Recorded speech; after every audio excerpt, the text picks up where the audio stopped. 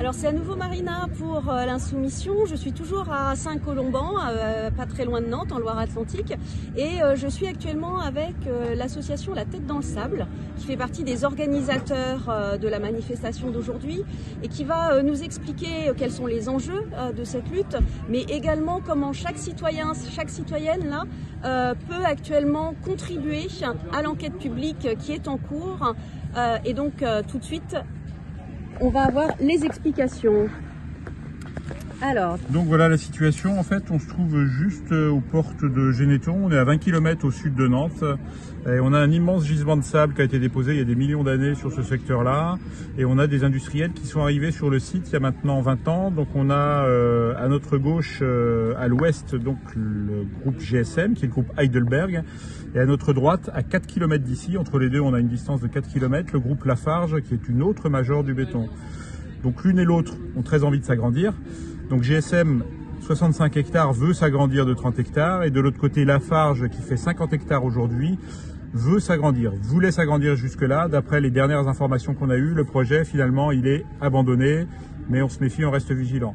Donc l'enquête publique, actuellement, elle porte sur cet enjeu-là, avec l'extension de la carrière GSM, 65 plus 30, à peu près une centaine d'hectares. On est ici sur la plus grosse nappe d'accompagnement du lac de Grandlieu, qui s'appelle la nappe des Sables, qui permet d'alimenter en fait les affluents du lac, qui se trouve à peu près à 4 km d'ici, et donc qui est extrêmement importante par rapport à l'équilibre de la ressource en eau, par rapport à l'usage qu'on peut avoir de l'eau ici, puis par rapport à toute la biodiversité qui peut se développer évidemment par rapport à ça. En plus, ces industriels, une fois qu'ils ont fait des trous, ce qui les intéresse, c'est de pouvoir aussi récupérer des déchets du bâtiment et des terres d'excavation, ce qu'on appelle des déchets inertes, et ils vont remplir une partie des trous qu'ils auront fait avec du déchet.